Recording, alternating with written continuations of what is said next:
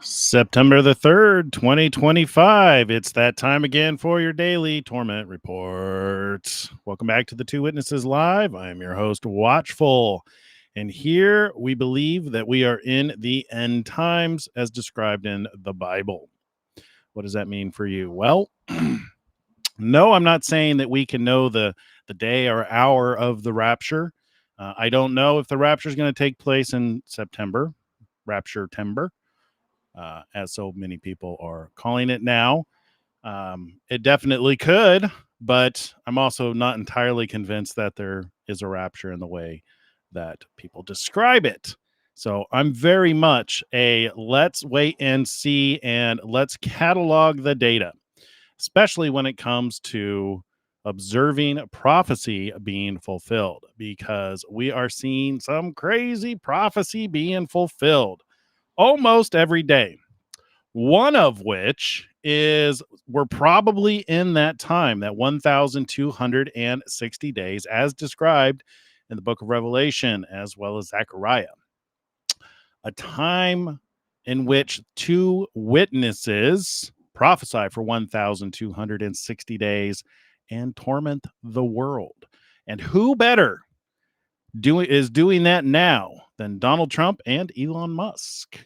Yes, I've chosen these two gentlemen because the data suggests that we are in that 1,260 days. If you're brand new to the channel, go watch the pinned video. It explains how I come to that conclusion that we are in the 1,260 days, as well as why I chose Donald Trump and Elon Musk. Choosing them is based on the data, not my personal preference. They're two men who just so happen to be speaking the truth every single day. Now, I have my personal preferences of who I would prefer to choose for the two witnesses. Donald Trump is probably the top of that list, but honestly, Benjamin Netanyahu would be number two because it just fits better with the United States and Israel.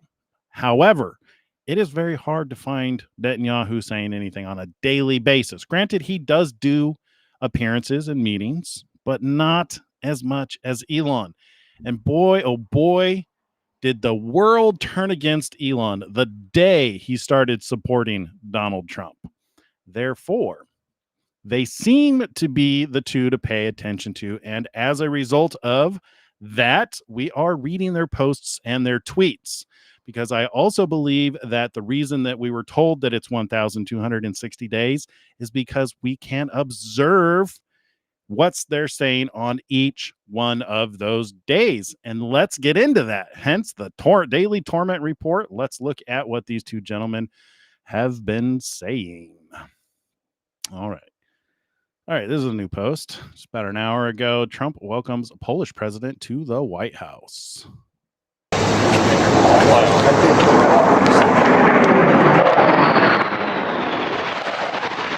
Likes to do his flyovers.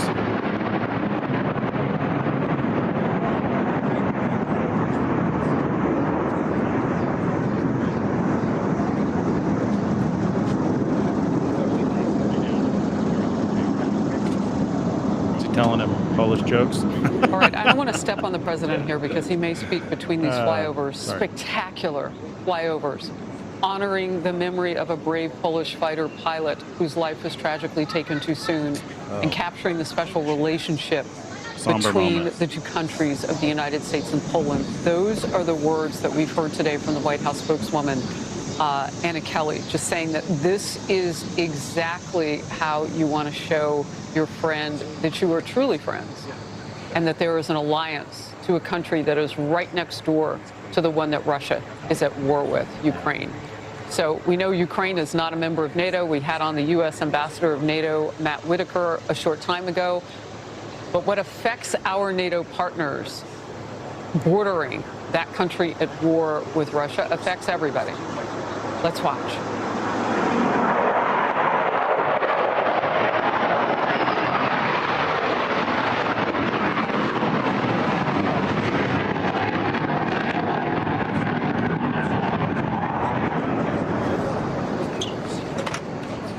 Oh, loving that patriotic moment. You know, I grew up military. I'm that pilot dad.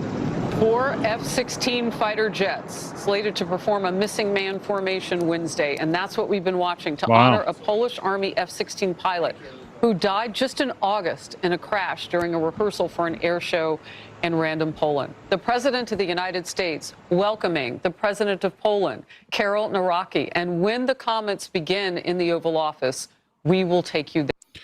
What a kind gesture. Live.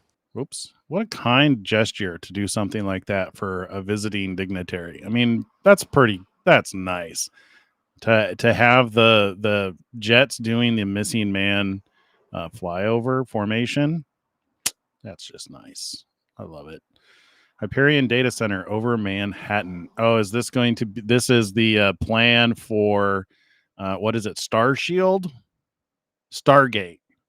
The plan for Stargate, the United States AI data center, Hyperion Data Center over Manhattan. Why?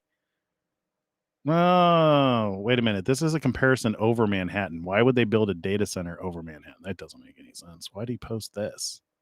Does he just get, okay. So he's comparing the size, how large the Hyperion data center is going to be compared to Manhattan. That makes sense. So it's basically a gigafactory, which I don't understand. I do, but I don't understand why he's not tapping Elon Musk to be involved with this rather than Sam Altman. I mean, he does know that those two don't get along. Yeah, Sam Altman, according to Elon, is an evil guy, a liar and a deceiver, and that just really pisses Elon off. I don't know all the reasonings. He's the one in Trump's the one in charge. I'm sure he has his reasons. Who knows? Moving on. All right, what do we got here? On the boat, you had massive amounts of drugs. We have tapes of them speaking. There was massive amounts of drugs coming into our country to kill a lot of people. And everybody fully understands that. In fact, you see it. You see the bags of drugs all over the boat. And they were hit. Obviously, they won't be doing it again. And I think a lot of other people won't be doing it again when they watch that tape. They're going to say, let's not do this. We have to protect our country, and we're going to. Venezuela's been a very bad actor. They've been, as you know, they've been sending millions of people into our country, many of them Tren de Aragua, some of the worst gangs, some of the worst people anywhere in the world in terms of gangs. And we had some in Washington, D.C. We took care of them very quickly, but they're out of here. They've gone. But Venezuela's been very bad, both in terms of drugs and sending some of the worst criminals anywhere in the world into our country. They emptied out, you don't know this, but they emptied out their prisons in Venezuela. We know that. And they emptied them out into the United States of America. He's been saying that for years. Part of the problem. Why would you say you don't know that? We're getting them out rapidly, but it's caused a tremendous problem. And Pete and all of the people that are working very hard to rectify the stupidity of the Biden administration, allowing these people to pour into our country with open borders. Yeah. We are paying a big price as a country for the incompetence of the Biden administration. But think of it, opened up prisons, drug dealers, drug lords, everything coming out of Venezuela, they said, and we said, we're not going to put up with it anymore. So Venezuela has been one of the worst actors in the whole group. And preparing for the locusts who come in and just annihilate areas and eat up all the resources. I think that makes a lot of sense. We were talking about that a couple nights ago, how the Biden administration ushering in so many criminals and immigrants and anybody who basically wanted to come in and exhaust the resources, not just in the United States, in countries all around the world. It's a very fitting imagery. All right, so we read this yesterday. I'm not going to read the whole thing and watch it again. You can go watch yesterday's video if you haven't seen this, or you can just go visit Truth Social to see it. So earlier this morning, on my order, U.S. military forces conducted a kinetic strike against positively identified Tren de Aragua narco-terrorists in the South Com area of responsibility. So just a reminder, is this another flyover?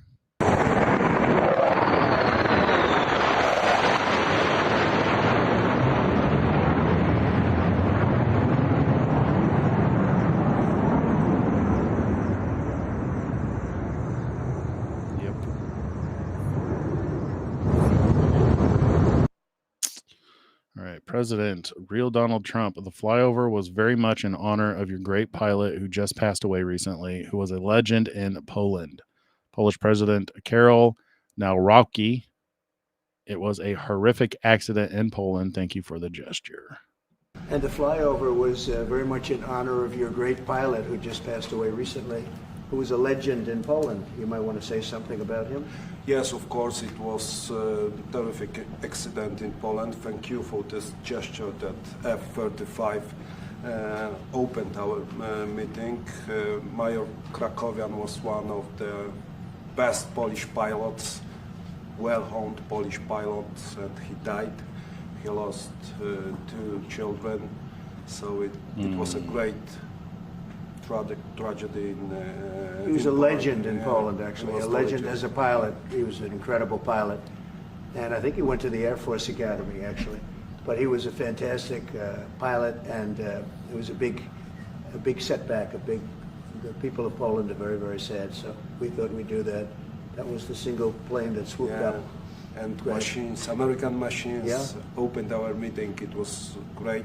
And we are waiting for 32 F-35s in Poland. So it also shows that we have great relations according to the best military equipment on the world, American equipment, which build Polish security too. And building good relationships with other countries. President Trump welcome. Okay, so there's just a lot of this. Day was clearly preoccupied with this. Ready 2, ready doors, ready pop, ready open. Ready close, ready shut, ready face, forward march. Huh. All right. Tell Hamas to immediately give back all 20 hostages, not 2 or 5 or 7, and things will change rapidly. It will end. Agreed. I hope they do. The big question to be, I suspect though that it's going to drag on into next year. Just a hunch until February. That's my next kind of waiting to see what happens. February 14th through the 17th ish, whenever the eclipse is. Eclipses always seem to have relevance, so it'll be interesting to see what happens on that day. We should do eclipse watching parties.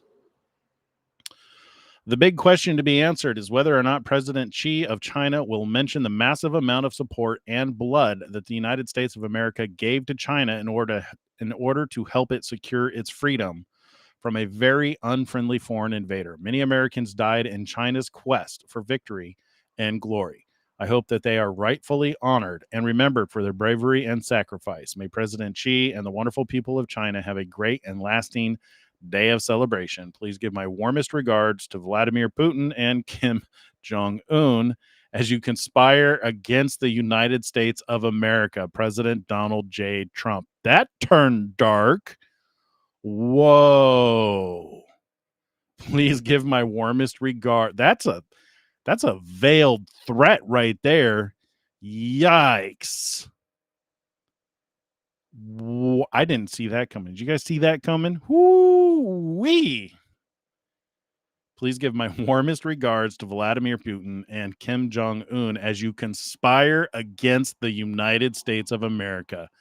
That's a that's one of those. I see what you're doing. Wow. That's intense. Huh. Interesting. All right, moving on. Let's see. So did he post this twice? No. Sometimes on Truth Social it shows the same post twice. I actually know why it does it. They're on the back end, they're using an open source social network, and the name escapes me right now. But it has some issues. He poured a bunch of money into actually fixing those issues. But one of the things is when you have an ordered timeline, is sometimes you get the same posts more than once. This is one of the reasons why other social networks like Twitter and Facebook choose to do an algorithm-based timeline, because it's easier to eliminate that problem of showing the same post more than once. Much easier when you can have, you know, a little bot going and picking and choosing what it'll show. All right, I am thrilled to report that the U.S. Space Command. Okay, so I think we're actually getting into. He didn't have very many posts today. Apparently, he was preoccupied with greeting the the president of Poland. Is that who he was welcoming? Polish president. Yeah. Sometimes I forget whether it's a prime minister or a king or, you know, the different titles. They all have a crown in my opinion. They're in charge. All right, let's move on to Elon Musk. Great, might be a quick show. Might get some time in Revelation 13. I've got some interesting things today. I want to talk about 666, so that's going to be fun.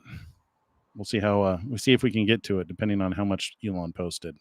All right, let's move over here to Elon.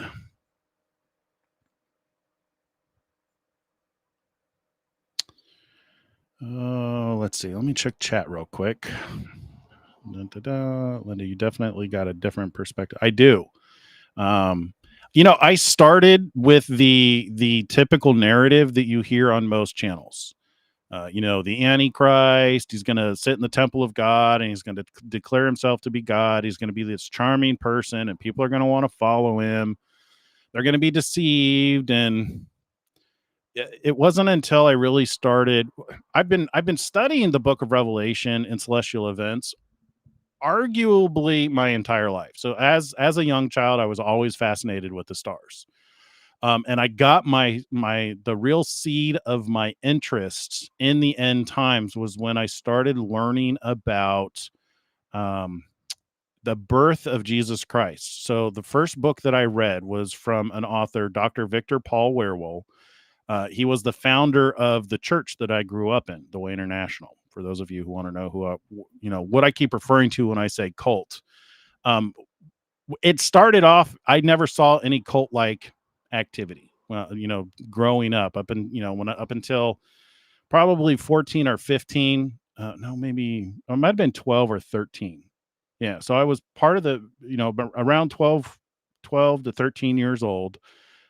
It wasn't really a cult. It was just they did in-home Bible fellowships. They were very loving places to go. I mean, basically, we'd go and we'd study the Word together and sing songs and pray and do the manifestations from the Scripture. And it was just glorifying to God. It wasn't until Dr. Victor Paul Werewolf, passed away. And he passed the mantle to L. Craig Martindale, who was a religious narcissist, who turned it into very much a cult. Now, I don't know if it's true. There are people who say that it was a cult under Dr. Victor Paul Werewolf, but that wasn't my experience. Like typically a cult, usually you have a leader you can't question, and you can't question the doctrine. When I was a kid, I questioned the crap out of the doctrine, and they just loved me for it. So it wasn't until Craig Martindale took over, and he wanted to establish the right doctrine that everybody agreed to, and you weren't allowed to question it. And then that's when things really started to get culty. And it was like that for several years, many years. And that's usually when I'm referring to having come out of a cult. It's that portion of life that I'm referring to. And that's when, so Dr. Werewolf had written a book called Jesus Christ, Our Promised Seed. And in that book, he goes through and he details both historical records, biblical records, and star charts to provide a case for when he thinks Jesus was born, which I'll save you the trouble. Too long didn't read. September 11th, 3 BC is the conclusion that he came to. That was the start of my fascination with understanding end time events and looking at the stars for understanding when things were going to take place. That's because I started to realize that the heavens are a clock. So if the Magi could identify when the Messiah had been born, then surely the heavens also declare other things, other signs and seasons, days and years. So anyway, so pretty much all my life, I've been studying. And it's been a roller coaster. There's been times that as I study, I agree with the primary narrative, but as I try to either prove those narratives and I find out that they're just a load of crap, or once the prophecies are being fulfilled, you have to realize that you can't keep holding to your assumptions, because if you think something is going to be, it can only be one thing, and then when that thing happens, you refuse to acknowledge it because it wasn't the thing you thought it was. Well, you're gonna be blind. You're gonna be caught unaware if you're not paying attention. So and so in 2000 is when I actually finally put my foot down and left that ministry that I grew up with, because I wrote a letter to one of the leaders in our area, and I was telling him all about how I had recognized how the 9/11 attack and other significant events were marked in the stars. And his response to me was, "You don't love God, you're practicing witchcraft and horoscopes, and you need to repent." And I was just like, you know what? I think I'm done here. He said, "Get back to the doctrine," which is very much a cult thing to do. Stop questioning the narrative. And then I pretty much wandered around on my own I pretty much wandered around in the wilderness for 20 years after that, just going from church to church. And thank God I did, because that's where I learned that even if you're in a cult, the people that are in them are usually very loving people. It's usually just the cult leaders that are the big problem. The members can amplify and mirror a religious narcissist, and they themselves can be religious narcissists, which is terrible. And it can be very hurtful. But by and large, people in different churches are very loving, and all they want to do is love God and love their neighbor as themselves. So I have a deep respect for all religions and denominations. It's one of the reasons why I don't really like to fight about doctrines. I'm willing to listen to pretty much anything anyone has to say until we have a fact proving it. Anything's possible. And I think that's the right mentality to have. Is you don't want to have hatred for your brothers because they disagree with you, or they're trying to interpret something differently than you do. I get called a heretic. I get called privately interpreting the scripture because I have a different take on the book of Revelation. But I've gotten to the point now that I've been through all the false prophecies, all the things that people want us to believe, when they themselves really haven't checked out, what it is that they're teaching. Most often people are simply just repeating what they think the truth is, rather than actually verifying and validating it. So I have a different opinion because I'm trying to be more data driven. Which reminds me, I started that project I talked about yesterday, a prophecy claims database, to where we can start crowdsourcing prophetic fulfillments. That's coming along quite nicely. I'm hoping to have our first alpha version of that by the weekend. We'll see. Anyway, so I have a different take on the book of Revelation. I've done a lot of videos on the book of Revelation, and you can, if you watch them all, you can see the evolution of, as I learn things, I update, what it is that I say, but it's relatively unchanged over the last couple of years. I believe the Revelation 12, 1 and 2 sign happened September 23rd, 2017. That was the anchor point that tells us the book of Revelation is addressed to us. It was applicable to the day and time in which it was written, but it is addressed to us in this day and time because the fulfillments are happening. Revelation 4 and 5, the weird imagery in there that people often say that, that's a picture of what it's going to be like in heaven. I have a different take on that. Watch the pinned video on this channel, because it actually gives you the information in which to start deciphering the book of Revelation. Once you have the starting point for the to know that you're in the end times, and you have the starting point, then the next piece of the puzzle is, okay, so now where do we start counting? And if you look down at the earth, if your perspective is looking down at the North Pole, it's surrounded by a green rainbow called the Aurora Borealis. And in the four corners of the earth are the four living creatures: Leo, Taurus, Ophiuchus, and Aquila. So basically, you've got this picture. If you're looking down here, I can actually show you just in case you're new here, and because you brought it up, that I have a different perspective. It's been a while since I shared this. Let's see. So this right here. So this is what you see if you look down at the North Pole. So here, so this is the North Pole. This is the Aurora Borealis, and then these are the constellations that would be in the corners. You got Leo.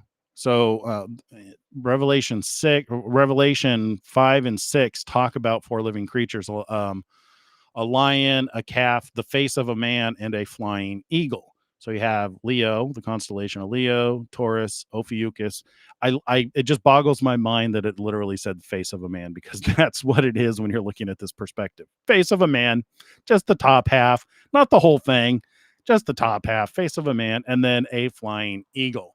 So this gives us our starting point by which to start looking for the seals being open. And then the next thing that happened is you had eclipses that took place so if you were to divide this into quadrants, you're looking for eclipses in this quadrant, in this quadrant, in this quadrant, and in this quadrant.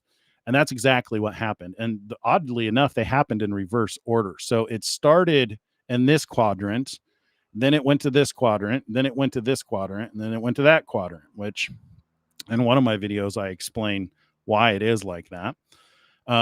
But there's literally so much data that's pointing to the fulfillment of the book of Revelation that for somebody who genuinely cares, if you're willing to challenge what you think you know about the end time events, and if you genuinely care about looking at the data, it's irrefutable, because it's overwhelming the amount of things that have lined up.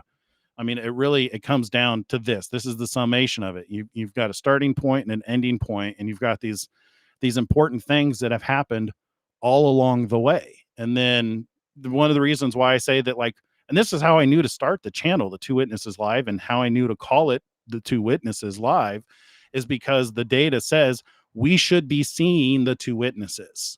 Now, granted, everybody assumed that it was going to be Moses and Elijah, or Elijah and Enoch, and Moses and Enoch, or Zerubbabel and Zechariah. Just there's a handful of people that we thought it was going to be, and that they were going to be reincarnated and breathing fire, and they were going to be unkillable, and they were going to be prophesying for 1,260 days. Well, looking at the way things have gone, the reality of things doesn't match the fantasy of things. There was a particular thing, there were particular events we were fantasizing, and let's be honest, they were fantasies. When you build up these things that are unrealistic, that you're looking for, it's a fantasy. So like the real thing that actually happened, for instance, seal number 1 opening, the rider on the white horse going forth conquering and to conquer. There was no rider on a white horse. That was visual imagery to point us to look at Sagittarius, the rider on the white horse, who's given a bow and a crown and going forth conquering and to conquer. And that was the start of the COVID pandemic, and it conquered the entire world because it shut the world down for several years. Anyway, so yeah, long story short, I do have a different perspective on the book of Revelation, but it's evolved over the years, just to put it mildly. All right, where were we? Get to Elon, right? Were there any more comments? I believe it will be over the Middle East and will be day and time of America, so they will see the lunar eclipse. We will have to watch it on TV. Yeah, Revelation 11:5, fire proceedeth out of their mouths, is actually the Bible version of I'm rubber, you're glue, because it means whatever someone is trying to do to them backfires. That fits. That makes sense. So that's Apocalypse Tech. That's Steve from Apocalypse Tech. That's a good observation, my friend. Trump's mugshot made millions with mugshots and is now hanging in the White House. Yeah, he uses that photo everywhere he can. I mean, this is why. So you have to admit he's tormenting people, right? I mean, and Elon less so. The reason why Elon is on the list is because he purchased Twitter, right? He's got X, and he arguably has more visibility than Donald Trump. Donald Trump gets the attention because he's the president of the United States. But if you look at Truth Social, he only has 10 million followers, right? So when he posts on here, it only goes out to 10 million people. But the entire world repeats things that he says. So he has the global attention. And that's just, he's been that way. He's been in the spotlight for so long that he doesn't really need the millions of followers. But Elon Musk, on the other hand, I mean, check this out. He has 225 million followers. Like that is a multiple factors larger than Donald Trump. So when he says something, it has a much farther reach. However, I would argue that both of them are doing exactly what God set them out, gave them the power and ability to do. And it has proven to be true. Two things have proven true by what we're doing on this channel is they are speaking the truth every single day. Whether you agree with it or not, and it varies from day to day what it is, whether it's confronting fake news or confronting evil in other countries, confronting Hamas, or Elon Musk talking about birth control and replacement rates and what's going on in the United Kingdom and stuff like that. Both of them are speaking truth every single day, and they both have a global audience. So yeah, so let's get into this. Elon Musk. Yes, please remember to hit the like button. Make sure you comment. The comments do actually help, and I try to respond to those when I get a chance. All right, I keep saying let's get on to Elon Musk. Let's do it. All right, cool. So the new Tesla Model Y is the best car we've driven in 2025. He says, cool. I do like Teslas. If you're in the market for a car, I recommend looking at a Tesla. The Tesla Brotherhood is banned by Saudi Arabia, Egypt, United Arab Emirates. The list goes on. Yet the UK allows it. Oh yeah, this has been a theme for the last couple of days. They must be banned. They're the root to all Islamic terrorism across the world. Ban the Muslim Brotherhood. In UK, they use the freedom of speech to censor your right to speak against them. And when they say they use the terminology Islamophobia, it's just to stop you from criticizing the Islamist and the Muslim Brotherhoods or all form of radicalism. The fact that Islamic Relief, for instance, is registered as a charity here, but all the way in Saudi Arabia, in UAE and other countries is banned because of the investigation that showed that this charity is sending money all the way to some terrorist groups in the Middle East. Yes. It tells you a lot. I think you have more extremists in UK than you have in the Middle East. Really? At this stage, absolutely. The things that some of the Islamists say in various mosques, and we have been seeing that online, the terminology they use, the analysis they make, the statements they actually make, they would not be able to say it all the way in Afghanistan, for example, or in Iraq. So how has this been allowed to flourish in the UK? What's your analysis of that? In the name of democracy. So the Muslim Brotherhood, they use the freedom of speech in a manner where they will be anti-Semite in the name of freedom of speech. I absolutely stand against that, because I think anti-Semitism is not an opinion, it's a crime, and a crime against humanity. And once you allow that, on the 7th of October, for example, when it happened, the genocide against the Israelis, what I saw and what we witnessed is the fact that some Islamists all the way from here in Small Heath, in Al Amrak, in Birmingham, and other areas, we saw their voices. It was pro-Hamas. Yes. And Hamas, as a force which carried that genocide in Gaza and also in Israel, it's actually the armed forces of the Muslim Brotherhood. Muslim Brotherhood in my country, for example, UAE, where Muslim, where Arab, is banned, but however, it's not banned in the United Kingdom. So it should be banned? Yeah. Absolutely. Absolutely should be banned. Yeah. They use the freedom of speech. Oops. Kelly Haywood asks, would love your opinion on this in Revelation when it says don't touch the oil and the wine. Could that symbolism be oil for Israel, wine for US as they're yoked together? Interesting. I hadn't considered that, but yeah, it totally could. I I had linked the oil and the wine to a parallel Revelation 9. Let's do this real quick. Over here, when it talks about, I'm trying to figure out, one of the things that I'm trying to figure out is the placement of these, the trumpets, the horns, the bowls, and stuff like that when they take place. Because if you place them linearly, they seem to fit. I can't remember. I could be wrong about this. It's like between seal 6 and 7, right? I think it's God's wrath is where it seems to fit. But some of the events in them seem to be happening right now. The best example is the drying up of the Euphrates. Another example is the locusts who are set free. And so the fifth angel sounded. Here, let me turn off this comment so you can read with me. There you go. And the fifth angel sounded, and I saw a star fall from heaven unto earth, and to him was given the key of the bottomless pit. And he opened the bottomless pit, and there arose a smoke out of the pit as the smoke of a great furnace. I keep thinking to bring this up. I need to find it, but there was a volcano that was erupting for many, many months, several years ago. I almost wonder if that volcano isn't the fulfillment of this, which is why I wonder if these bowls and the bowls and the trumpets don't take place during the timeline that we're in now. Still working on that. Don't really have anything concrete, just trying to figure it out. Anyway, and he opened the bottomless pit, and there arose a smoke out of the pit as the smoke of a great furnace, and the sun and the air were darkened by reason of the smoke of the pit. And there came out of the smoke locusts upon the earth, and unto them was given the power as the scorpions of the earth have power.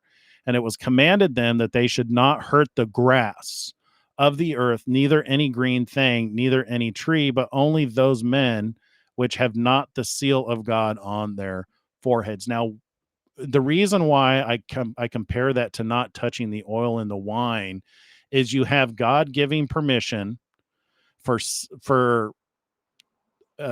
testing, trials, tormenting something. In Revelation 6:6, it's the oil and the wine. In Revelation 9:4, it's don't hurt the grass and the trees. So I wonder if there's not parallels there, and it could be that they're shadowing each other, because there's a lot of mirror imagery, a lot of chiastic structures in the book of Revelation. That's one of the things that makes it kind of complicated to understand. But as you understand mirror images, it really kind of starts to open up. Like in numerology with numbers, every odd number is a chiastic structure. So 3, for instance, you can 1, 2, 3, you have 1 and 3 mirror each other and they point to 2, right? So that's how a chiastic structure works. 7 is the one that's most common in the scripture, because you have 3.5 and 3.5. So like when you hear about time and a half of times, that's talking about half of 7 years, or half of 70 years, or you get the point. So time and a half of times means 3.5. It seems, I could be wrong about that, but it seems to fit. So like with 1,260, that also equals 3.5 years, and 42 months also equals 3.5 years, which that's a chiastic structure. And what that means is once you know the first part, it's highly likely that it will mirror the second part. The second part will mirror the first part. And that's one of the reasons why I think we can start to anticipate. And I think this is why in Revelation 6, or Revelation 6, 7, and 8, for seals 1 through 7, only the first 4 seals have 4 living creatures. Have you ever asked yourself that? Why aren't there 7 living creatures calling attention to all 7 seals? It's just the first 4 seals that the living creatures are saying, "Come and see." Let me show that to you in case you're wondering what I'm talking about. So, and I saw when the Lamb opened one of the seals, and I heard, as it were, a noise of thunder, one of the 4 beasts saying, "Come and see." And I saw, and behold, a white horse. And then you see it again, and went another. Let's see. And I heard the second beast say, "Come and see." Beast is, this is a bad translation. Which translation am I in? It's usually living creatures. Anywho, and I heard Beast say, "Come and see." And there went out another horse that was red, and power was given to him. And then when he heard the third seal, I heard the third beast say, "Come and see." And when he had opened the fourth seal, I heard the voice of the fourth beast say, "Come and see." So you have these beasts, which earlier in the book of Revelation, they're called living creatures. So I think it's just a translation issue here because I'm using the New King James. But only these first four seals have living or creatures, beasts, saying, "Come and see." When you get to seal number 5, there's no beast. And when he had opened the fifth seal, I saw under the altar of the soul. And let's see. And the stars of heaven. Where's seal number 6? And I beheld when he had opened the sixth seal, and lo, there was a great earthquake. And then it's the same for 7, which I think 7 is in Revelation 7. After these things, I saw the 4 angels standing on the 4 corners.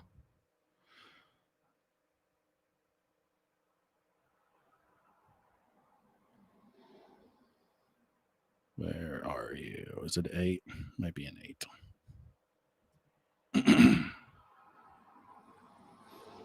And when he had opened the 7th seal. So for seal 5, 6, and 7, there's no beast, no living creature saying, "Come and see."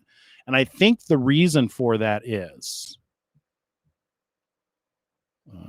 right here.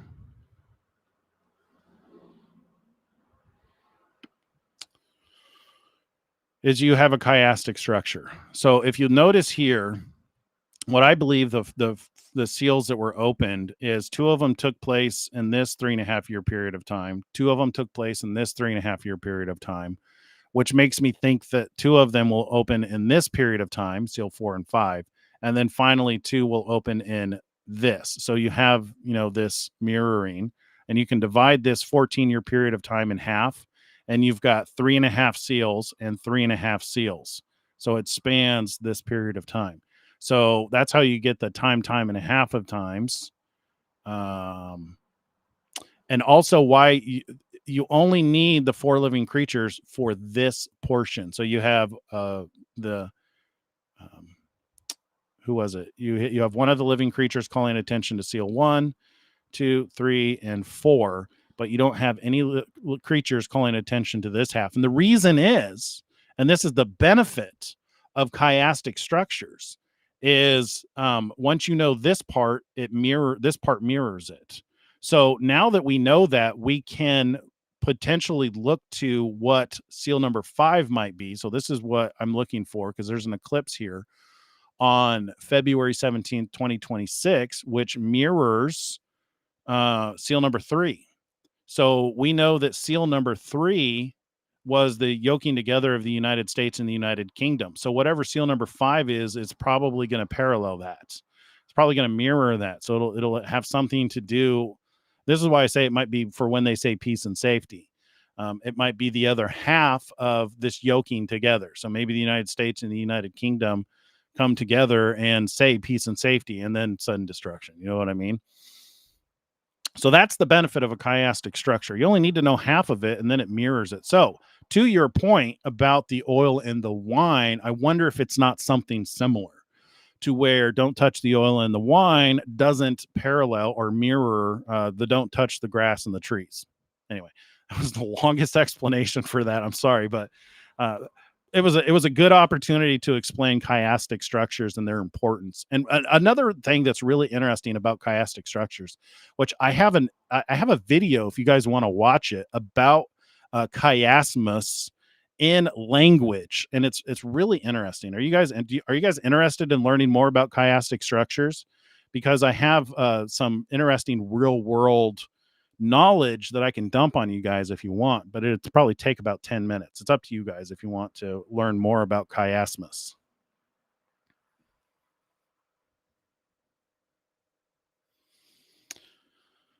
I'll go look for the video while you guys decide.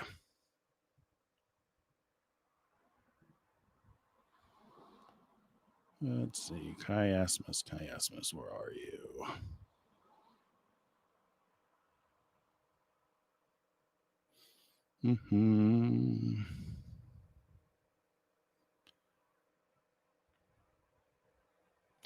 Man, I have a lot of videos I haven't been showing you guys that I've been kind of stocking up. I'm going to have to do like a big, we should do a video going through these just tons and tons. Here it is. Tons and tons of information. All right. So it's only 6 minutes long. It's not as long as I thought it was going to be. So let's watch that. Welcome, dear friends, to the Quintillion Institute, where you can always expect words worthy of excitement. We've got quite a delightful word about words for you today. Ever aiming to impress, our tireless researchers have re-unearthed the ancient word chiasmus. It's a word that takes its name from an ancient letter, the Greek chi. Now, why would you name a word after a letter? Well, it's a short story with a phenomenal twist. You see, the letter chi is twisted. It takes two straight lines and twists them around each other into an X shape. And chiasmus is repetition with a twist. The repeated element reflects in reverse order what comes before it. So ABAB is not chiasmus, but ABBA is. The second half is a flipped repetition of the first. Now, when it comes to words, rather than having two phrases or clauses repeat their structures exactly, the second repetition is an inverted copy of the first, still following our ABBA pattern. You might have a regular old sentence like, I found a leaf under the tree, a worm under the rock. And then you could give it the chiastic treatment, turning it into, I found a leaf under the tree, under the rock, a worm. See that twist? In the first phrase, we get the object before where it was found, and in the second, the object comes after the place where it was found. The second part of the sentence is a mirror image of the first, so the structure crosses over itself, just like the lines in the letter chi. Of course, anytime you have an inverted pair of anything, you're dealing with chiasmus. So you could have a grammatical inversion, like our first example, that inverts the grammatical structure of the first and second pairs. I found a leaf under the tree, under the rock, a worm. You could have semantic inversion, where words with similar meanings get repeated in an inverted pattern. For example, Dora admired the cardinal, the bird disregarded the woman. In this case, the grammatical structure of both clauses is the same, but the words have a chiastic arrangement of their meaning. Dora to cardinal to bird to woman, A, B, B, A.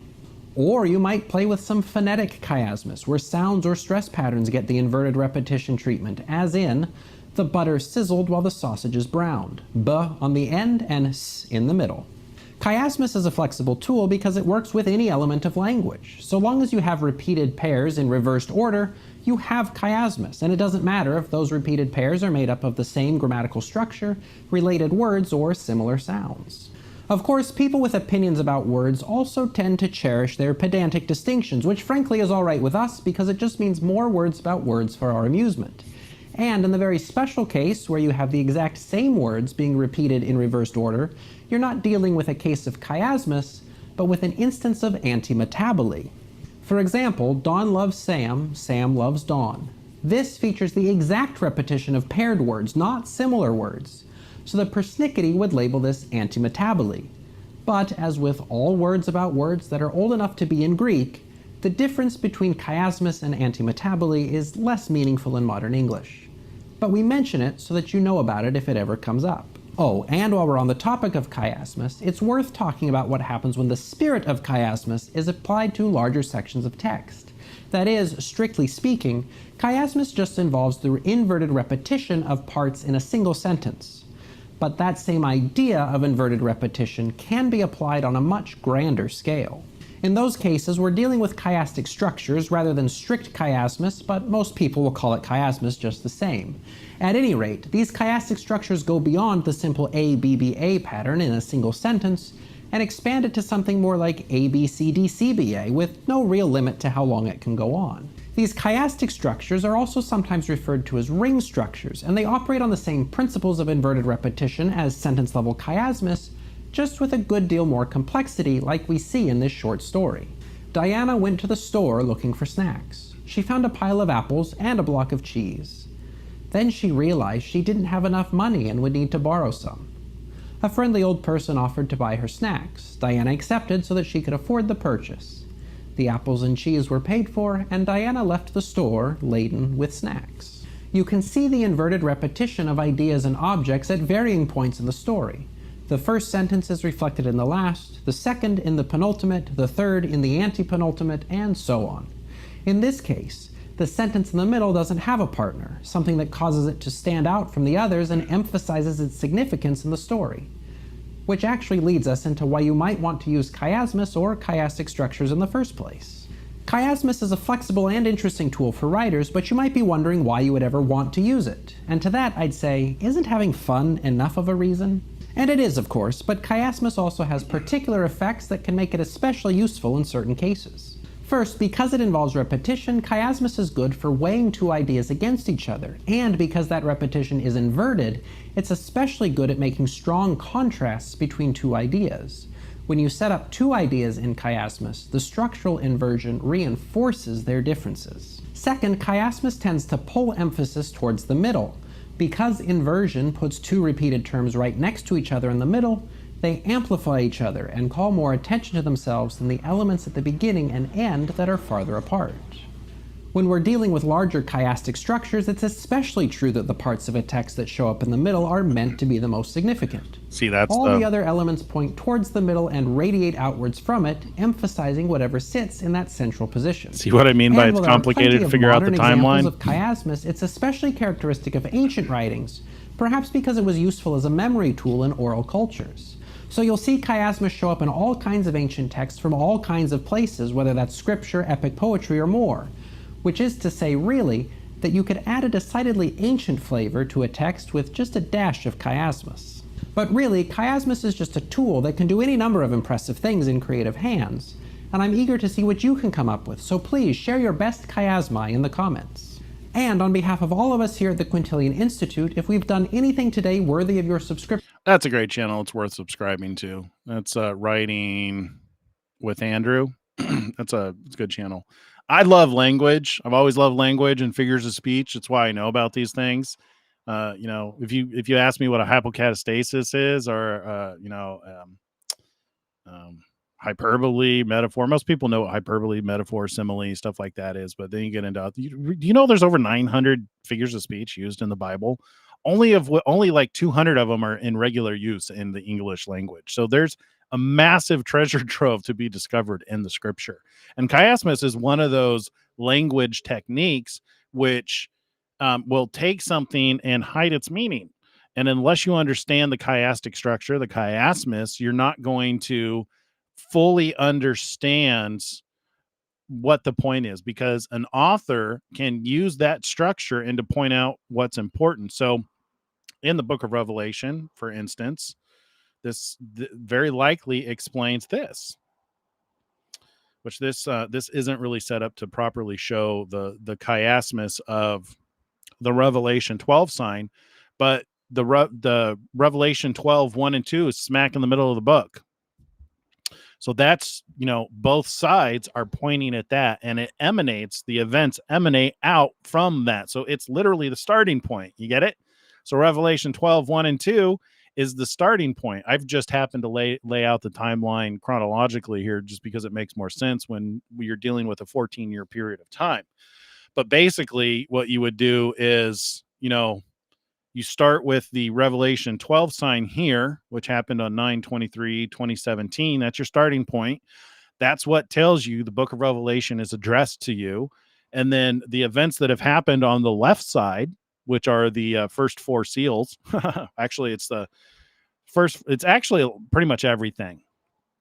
So you've got the seven seals to be So you have the seven seals to the left, and you have the two witnesses, and you have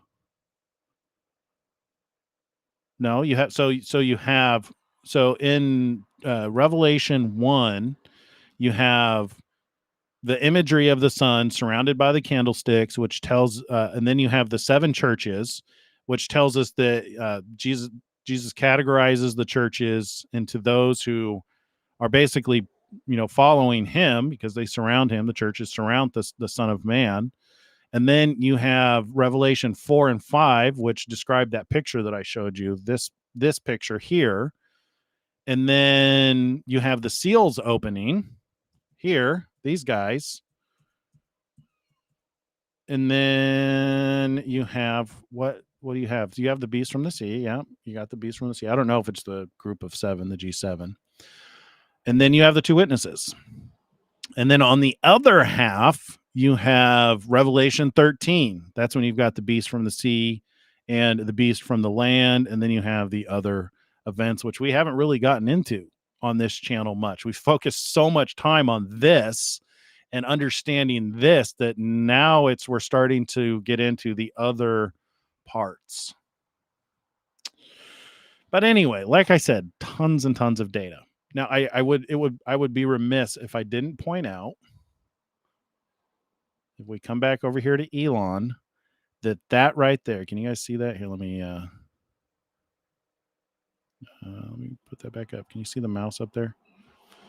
This logo right there, that's a chiasmus. That's the Greek letter chi. X. I swear we're in a simulation because this stuff there it's just mind-boggling how it lines up, right? Whew. All right, anyway. It is deep. That's very deep. This is what I say when I'm saying, like, I try as much as possible to base my, what I believe on on the data rather than on, the teachings or the accepted doctrine. Because that's what cults do, is like the cults want to centralize on a doctrine and get everybody in agreement on the doctrine. But when you're looking, when it comes to prophecy about something in the future, if you have an established doctrine around that prophecy, it's highly unlikely the doctrine's going to be wrong. That's all the stuff about. That's why I keep hammering the Antichrist stuff. Like when you study the word Antichrist, it's a spirit with specific attributes. Denies the Father and the Son, denies that Jesus is the Messiah, denies that Jesus came in the flesh, and there's liars and deceivers. Those are the attributes of the spirit of Antichrist, and it's been around ever since Christ died. Ever since they crucified him, the spirit of Antichrist has been among us. So this is why I say that it's tantamount to the woke mind virus. It's like the Antichrist mind virus. It causes people to have these specific attributes. Anyway, it's not a man who sits in the temple of God as God, showing himself that he is God. That's the son of perdition. If we just keep the words that are defined there, let's call that the son of perdition. The man of sin, the son of perdition. All right. Moving on. We're almost in an hour. Let's finish out here, and then we'll get into 666 a little bit. All right. Complete abdication of their responsibilities to the welfare of the people by the UK authorities. So Britain's free speech nightmare is shocking Americans. It's all they're talking about. Ben Shapiro on Fox News. It's not new, but this is a striking example of what's been going on. Yeah, it definitely is not new. I mean, the New York Post reported just a few months ago that they'd had dozens and dozens of arrests per day based on social media postings. Meanwhile, obviously, they have crime problems that are out of control in the UK. They've had massive scandals inside the UK government and covered up by the UK media, including that Rotherham grooming gang scandal, which actually spanned a number of cities in the UK. And currently, Yvette Cooper, as the Home Secretary over there, is talking about importing more refugees from the Middle East who are presumably not going to share sort of the UK's historic values. So this is what it looks like when a civilization decides to completely hollow itself out. Keep in mind, this guy writes sitcoms. Yes. All right? And a member of parliament said Britain used to be known for its sense. Oh, yeah. Sorry, I was trying to... Are you going to pause? There you go. Complete abdication of their responsibility to the welfare of the people by the UK authorities.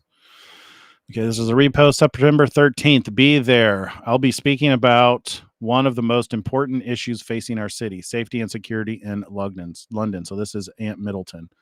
This is about more than words. It's about regaining trust, restoring British values, and returning strength to our capital city. See, when Elon Musk reposts something like this, it's, to me, tantamount to prophecy, because he is rebroadcasting this to 225 million people. and more, because then they're going to rebroadcast it and repost it, and they're going to talk about it. So it basically goes out to the entire world. So when he reposts something, it's as if he's endorsing it. So by drawing attention to what's happening on September 13th, he's literally having an effect on things around the world. All right. Instead of the police in the UK protecting the public from violent criminals, they spend their limited resources on arresting comedians and social media posts. Shame, shame, shame. Give them the white feather of craven cowardice. Amen.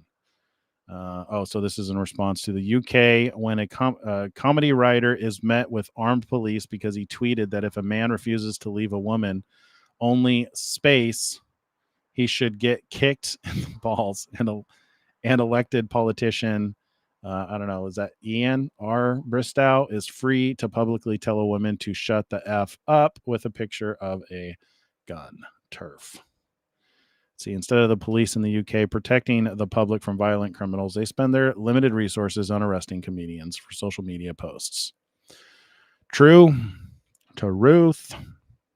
Starlink. Starlink is built to deliver reliable, high-speed internet with strong connectivity through harsh weather conditions, network disruptions, and natural disasters. Starlink's great. It's on sale right now for, I think you can get the standard Gen 3 dish for $175. It's not too terribly expensive. So, and you can get internet pretty much anywhere you are in the middle of Timbuktu. It's great. Everywhere I go, I find international investors worried about levels of crime and disorder in labor-run London. And what are cons cops doing? Arresting comedians for jokes. Let's see. Be in no doubt that under Keir Starmer, the authorities are destroying this country's ancient and priceless reputation for free speech. Take away free speech, freedom of expression, freedom of thought, and you remove much of what is unique about the country and our culture. We are witnessing a slow motion disaster. 100%. Let's see. Falcon 9 and some clouds transit the sun during the morning. Starlink launch. That I thought that was generated. Wow. That's cool looking. Launch 110 of 2025. Falcon 9 launches 28 Starlink satellites from Florida. Sweet. Grok is extremely good at writing stuff, but you got to let it know what you want to get what you need. Agreed. Prompt engineering is a legit skill. A lot of people give AI a bad name just because they don't know how to formulate a prompt to get what they want. Here are the simplest helpful tips to enhance your experience with Grok's writing. Match the tone. This will match your tone. See, casual but slightly professional, conversational yet polished, no slang, ideal for approachable updates or thought leadership. More my way, but better. Unhinged, but maintain professional tone. Have you ever played with unhinged mode? It's really unhinged. It's very woke. Highly professional tone, bold and assertive, concise and direct, highly exaggerated, techno. So these are just keywords to use in prompts. Yeah, there's a million of them. All right, the best content on X is neither short form nor long form. It's medium form, 1 to 2 paragraphs. It's just short enough to hook someone and explain something interesting, but it's not too long that people leave before reacting to it. Basically, this exact post. Yeah. Kazuya used Grok for relationship advice in the latest chapter of Rent a Girlfriend. Okay. Grok code usage today is literally 2 times the usage of Claude Sonnet 4. Okay, so if you don't know what that means, Claude Sonnet 4, so there's a bunch of integrated development environments that programmers use when they're writing code. And Grok is now one of the models that is in all programmers' environments. Before Grok, the dominant one was called Claude Sonnet 4. Right now, it's one of the most preferred and widely adopted coding models, fast, powerful, and remarkably cost-efficient. Currently, Grok code is available for free until September 10th. You can get started right now. I love Grok. Today was the first time I actually had to go back to Claude Sonnet 4 because I didn't think that Grok was getting the full context of what I was asking. And it turned out that I just wasn't asking for what I wanted. So that happens. You know, if you're not getting the result you want, sometimes you have to reformulate how you ask for it. And that's true in everything. Percentage of U.S. adults identifying as transgender by birth year. Interesting. Wow, it shot up. When is that? Started shooting up in 1994. 1995. Wow. I started seeing, I remember starting to see the woke indoctrination about that time, about I'd say probably, I'd probably say 1992, 1993, when probably right here when it starts to dip up. I started seeing that indoctrination because that's when I was in high school. Having to write letters on, the transgender perspective, homosexuality, thoughts and opinions on homosexuality. It really pissed my parents off.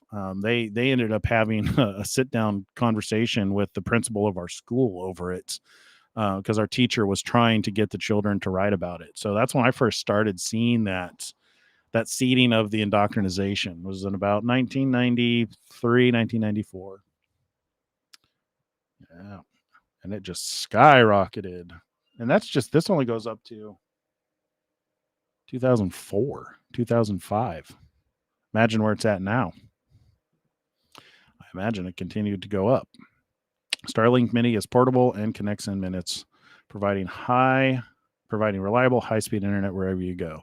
I got the big one. The tiny one would be nice, but it's not as fast as the big one. I need more speed rather than portability because of YouTube. Let's see. A high number of migrants, legal and illegal, need to leave the country. We must urgently move away from this idea that one entry enables a migrant to stay forever with no questions asked. Stopping mass immigration is not enough. We must reverse it. News: Tesla auto sales soar. Okay, we need to get off some of these reposts. I created a system to help you see through media bias and manipulation. It's called Clear Thinker. The solution to media bias isn't the media or government, it's you. By the way, I recommend following Kaizen. He's a clear thinker. You being a smart aleck here. Becoming more polarized, more frustrated, and many of us are carrying this low-level anxiety about the state of the world. And the reason you're confused isn't because you're dumb or gullible. It's because you haven't been taught the specific techniques that the media uses to manipulate you. And that's why I created a solution, and I'm excited to share it today. So some of you guys know that I studied philosophy at Harvard, worked at Harvard's college newspaper, and Elon has called me a clear thinker. And that's cool, but nobody in 2025 should need that kind of background just to think freely and not be manipulated. But that background also helped me build a complete system that shows you exactly how these manipulation techniques work. Now, just to be clear, I'm biased too. I'm human, just like everyone else. But the system isn't about my opinions.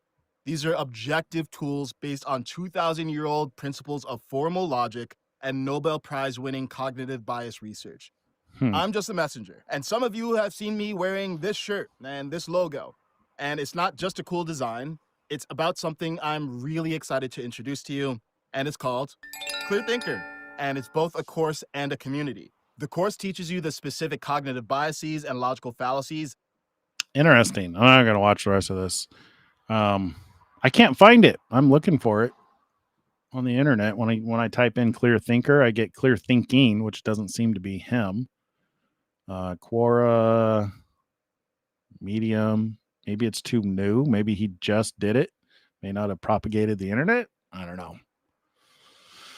We'll follow up, I guess. Sounds interesting. I use Ground News for my news because it shows you what and when news is being reported, if it's heavily left or heavily right centered, depending on the outlets that report on it. Not that I have a whole lot of time anymore to focus on news these days. Borders open, girls pay. What is this about? In Norway, went on a hike. You ever wonder why so many European girls are paying the price for these stupid woke immigration policies? I have a home in Germany since 2020, where my wife is from. So I'm gonna try to explain to you what's going on in Europe if you're not from there. You see this 16-year-old Ukrainian refugee in Germany? She was murdered by a beast Iraqi migrant who was set for deportation. These two Afghans raped girls that were 13 and 15 in Germany. In Morocco, these girls from Sweden and Norway went on a hike, then they got raped and beheaded by ISIS. Yep. And then the government downplays the whole story, which is crazy. In England, citizens get jailed for offensive posts, over 10,000 a year. By the way, you see this lady? She's in charge of what defines offensive post and who gets arrested. While violent gang walk free who raped British girls, basically. And then what do Europe's leaders call it? Compassion. Their daughters get abused, murdered, and raped, and then the media doesn't even want to cover it. You see, what Europe is facing, America could face soon. And it is exactly what Iran faced in 1979, the Green-Red Alliance. You see, today we have the woke pagan leftists with pro-Palestinians who are backed by Qatar that could destroy our rich nation and leave it in poverty and terror very fast, just like they did in Iran in 1979. I've seen this story. Don't think it can't happen here in Europe and America. Basically saying the same thing that we've been seeing Elon repost time and time again. We've been seeing a lot of this. He's got a sad face here. Somber. Kaizen again. All right. Okay. So we are into yesterday.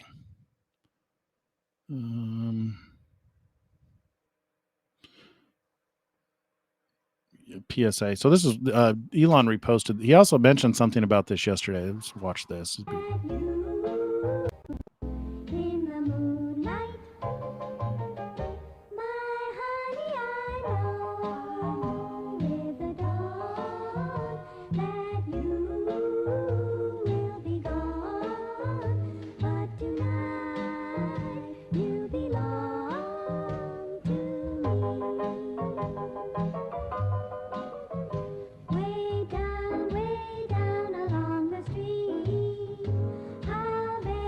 Is basically emphasizing what he's been saying about, putting hormones in your body. All right. I think we got everything.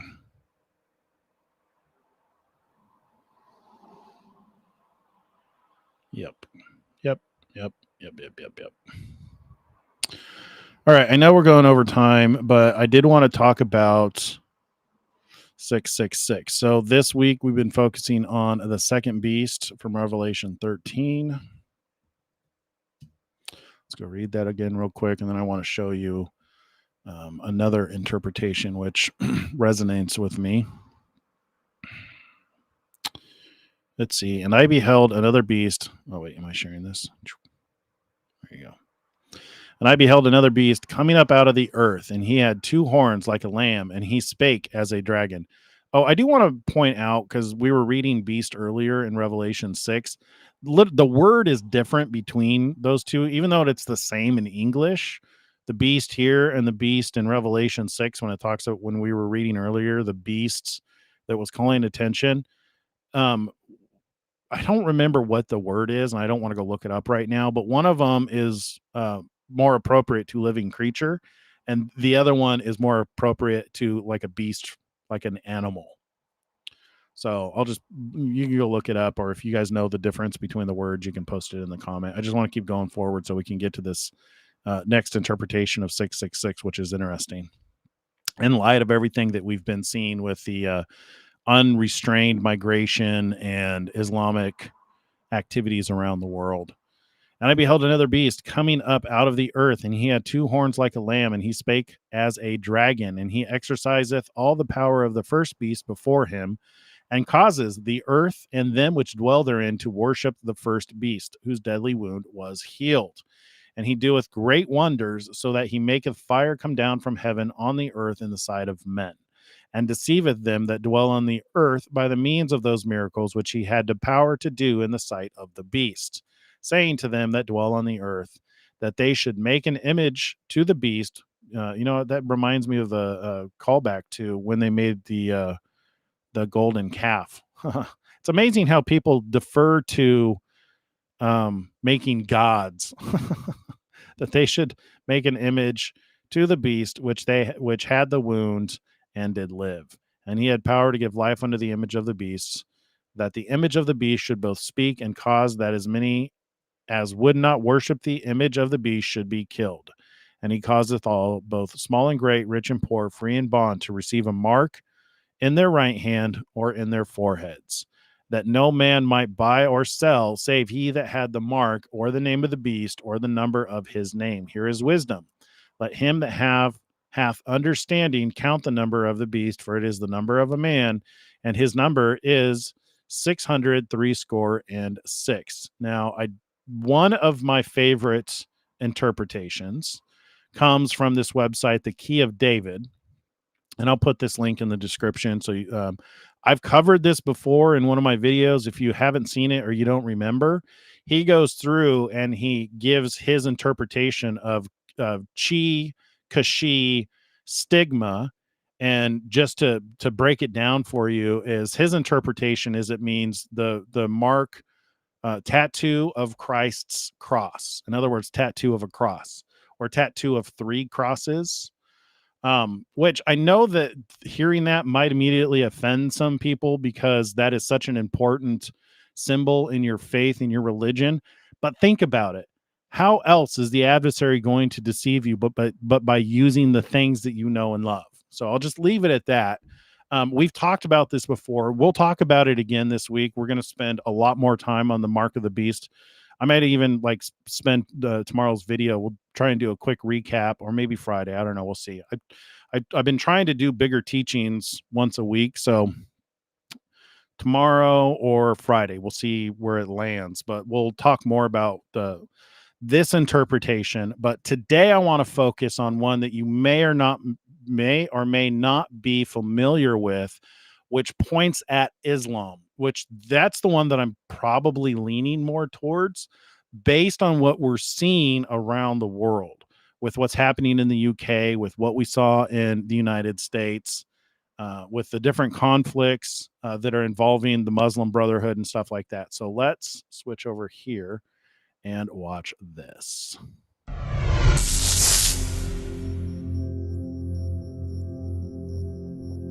Is the Muslim identity of the Antichrist encoded in ancient manuscripts of the New Testament? Let's find out. Revelation 13:18 says, "This calls for wisdom. Let the one who has understanding calculate the number of the beast, for it is the number of a man, and his number is 666. Now, you can't really see anything from the English. There's no connection apparently there between 666 and anything Islamic. So what is this particular code idea that wants to identify 666, the identity of the beast, the name of the beast, with a Muslim? Well, if we look at a particular New Testament manuscript, a very old one, 5th century, this is Vaticanus, and this portion is from Revelation 13, and specifically it is Revelation 13:18. If you look down at the 3rd line and the 3rd word moving left to right, there is a word there with 3 letters and a line over it. That particular word is actually the number 666, written in Greek hand in the manuscript Vaticanus. You say, well, big deal. What is it about this number that matters for anything? Well, look at it closely. You've got the first letter looks like an X. The second letter really isn't anything that we would use, this sort of vertical squiggle. And the third letter kind of looks like an S with a dot next to it. The dot is actually a scribal mark.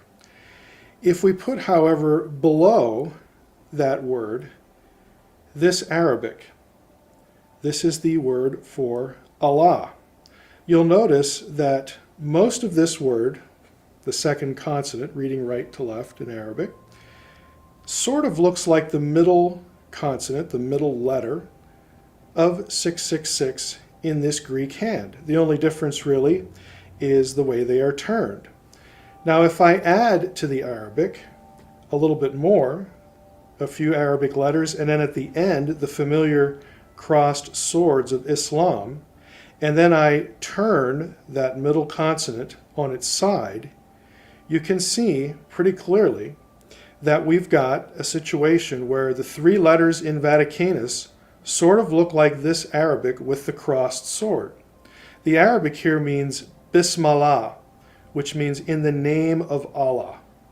So there are many out there on the internet who look at the writing in Vaticanus and this Arabic phrase with the familiar swords of Islam and say, look, 666 in this Greek manuscript looks an awful like Bismillah, in the name of Allah. And so therefore we should connect the number of the beast with an Islamic terrorist. There are other less obvious problems with this visual correlation. For instance, the issue of paleography, which is the study of handwriting. The letter style in the book of Revelation, specifically the portion we read in Vaticanus, is something scholars call the minuscule script, minuscule handwriting. This is not the handwriting style of all first century Greek New Testament manuscripts that are currently known. That letter style is called uncial, and it is written in all capital letters in Greek. Now, Vaticanus is a little bit unusual because it has both handwriting styles in the manuscript, which tells us that two different scribes produced it at different times. After Hebrews 9:13, Vaticanus is written in the much later minuscule hand. Before that, we have the uncial script that all of the earliest manuscripts are written in. To illustrate it, here in this image, we have uncial script. You can see that it is quite visually different than the earlier example in Vaticanus that we saw. We have block letters, capital letters, again, all running into each other. We don't have letter and word separations or scribal marks like we do with minuscule style. It's quite different. Now, the point of all this is not just a paleography lesson. The point is that the original text of the book of Revelation would not have been in the handwriting style that looks like Arabic.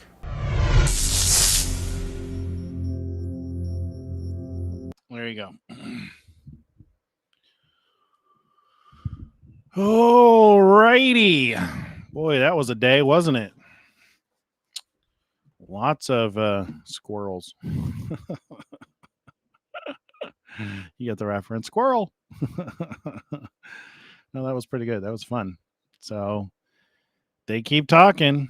Donald Trump and Elon Musk, every single day, they keep pointing stuff out. And it just reaffirms that I think we got the two guys. I think it's them.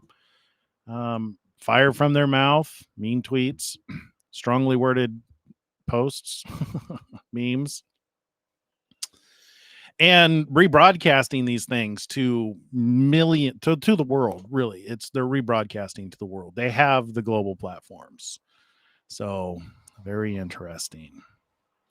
I wish Netanyahu had his own social network, because if I were to pick the other two guy of the two witnesses, it would probably be him. It just makes more sense. Israel in the United States.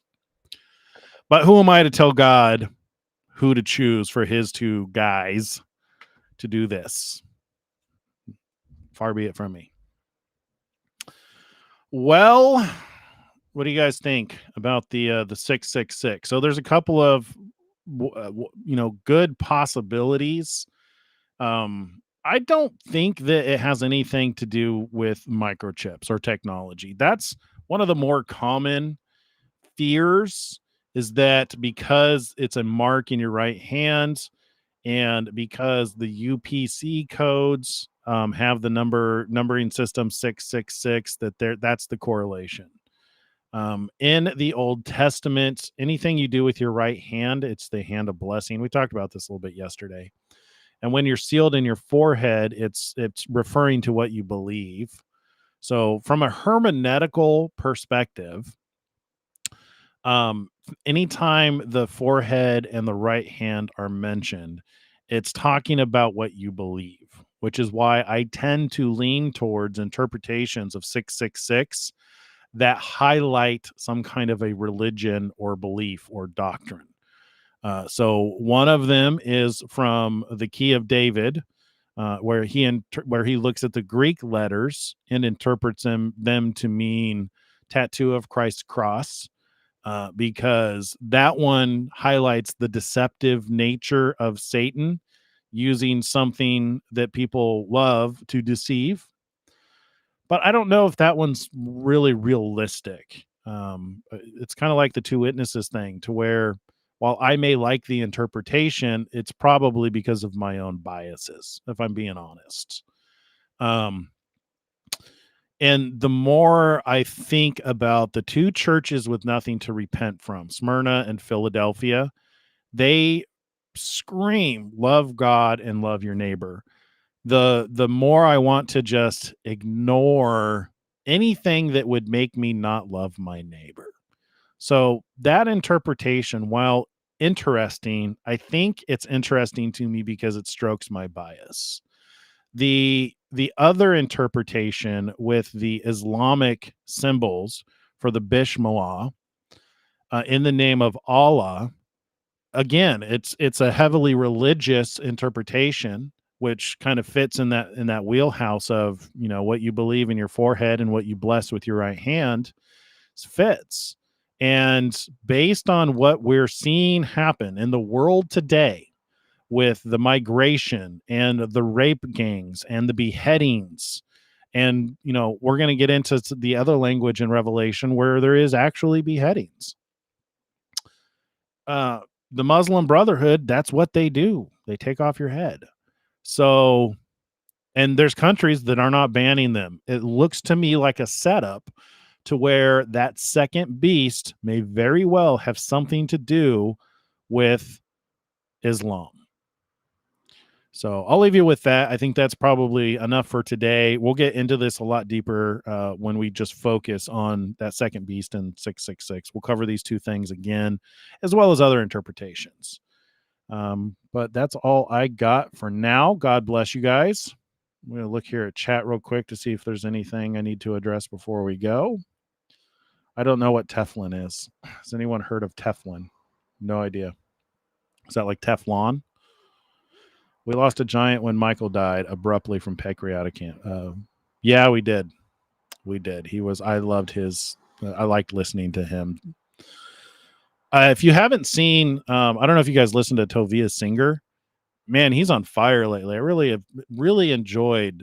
It used to be hard to listen to Tovia Singer because he was very hard on Christians. Lately, he's softened a lot. Ever since the Aloxa flood, he's softened a lot. Man, some of his latest stuff is really good too. I like listening to him too. All right. Thank you. God bless you and your family. Be safe. I have to watch replay. I'm late. Sorry about that. All right, guys. Have a good night. Shalom, shalom. God bless you guys. Don't forget to hit the like button.